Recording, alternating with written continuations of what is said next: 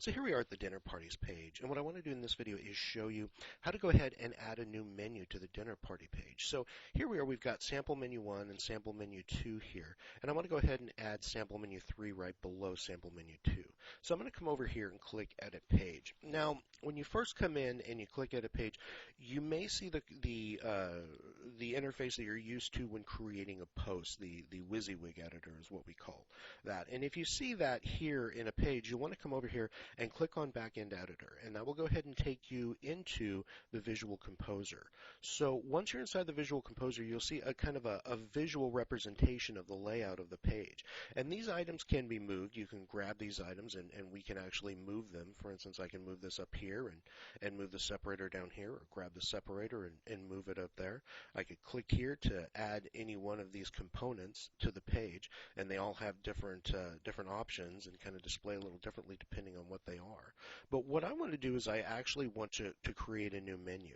So I'm going to come down over here to the menus, and you'll see here we have, these are rows, just to let you know, and things are divided into rows for layout purposes. As you see, we have 2 columns here, and since we have a 1-column row up here and a 1-column row down here, but yet we have a 2-column row down here, this has to be put in its own row.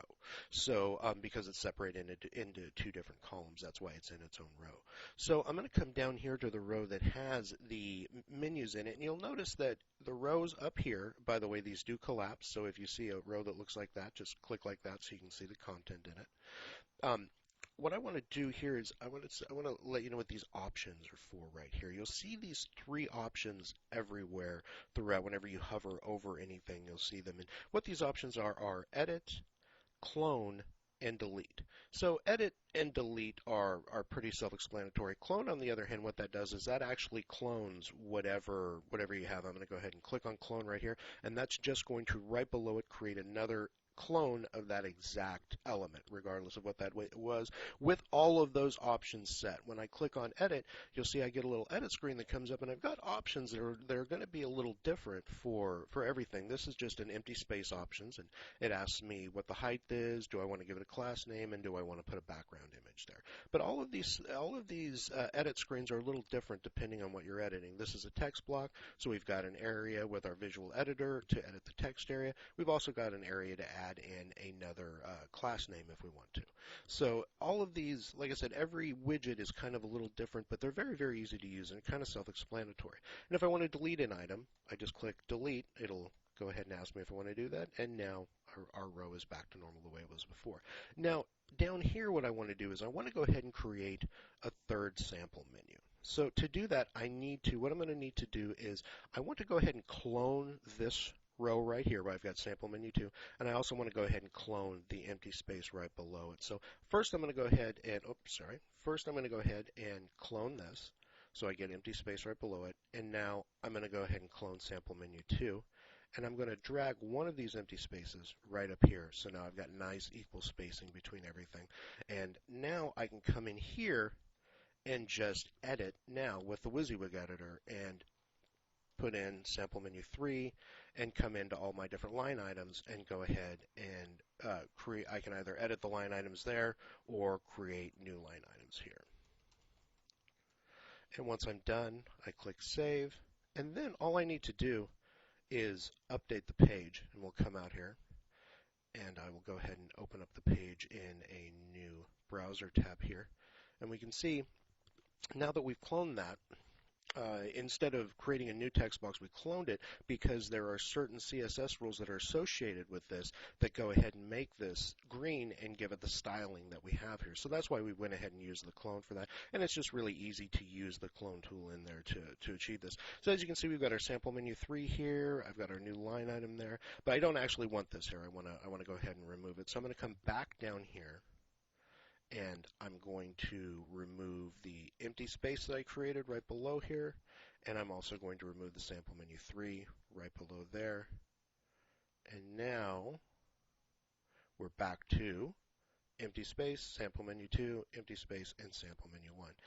Now I'm going to go ahead and update the page and refresh out here, and we'll see that now that we're refreshed, our sample menu 3 has gone, and we're back to our standard 2 sample menus. So I want to go ahead and explain when I say that we want to go ahead and clone this item because there are certain CSS rules associated with it. Let me explain what I mean by that. You wouldn't necessarily have to clone the item. You could just create another text box, but you would need to transfer this one little bit of code right down here where it says extra class name. This allows us to go ahead and for this particular element give it an extra class name and then take that class and target that with CSS and go ahead and style this so that it shows up different from the rest of the page so that we get a nice green background and here we get here with our title we get a border underneath this, and it also changes the color of the text to white. So there are CSS rules written behind the scenes, and those are triggered by adding this extra class name in here to this text block setting. One of the features, one of the functions you'll see throughout all of the Visual Composer is that almost every element you can add a class name to so that you can go ahead and target that one specific element with CSS if you want to and be able to style that differently than the rest of the page. So we could just copy this over and then I could come down here and here's a quick little shortcut to go in there and add a text box, and then I could add that class name in here. And if I do that, then you'll see now, although since I haven't added everything in there, I don't get all the styling in there, but I will get a green background and I will get the white text because it's now associated with it. I don't have any space under this, you'll notice, because I didn't add any space underneath it, but I did get the green background and the white text just like I wanted to, just by adding that class to it. And there are other things in there that style the heading and stuff in there as well. So I don't want that there, of course. I'm just going to go ahead and click delete and get rid of that.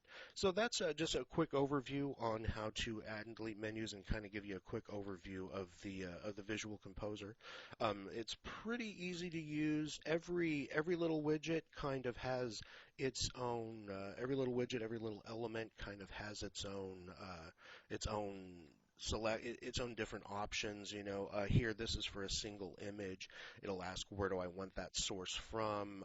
Here is where I can get rid of or add an image. What size image do I want it to be? Do I want to add a caption to the image?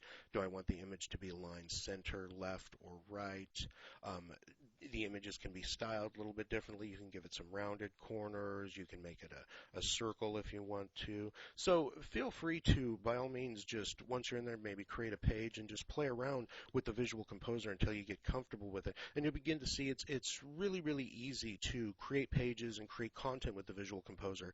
And the nice thing about it is once you've got that content created, you can rearrange that content, restyle that content, and easily edit that content without having to know any code. Usually even in WordPress, to get things to style correctly like this and lay out correctly, you'd have to know how to write a whole bunch of code, but the Visual Composer avoids us having to do that. So anyway, if you have any other questions, just let us know. Thanks.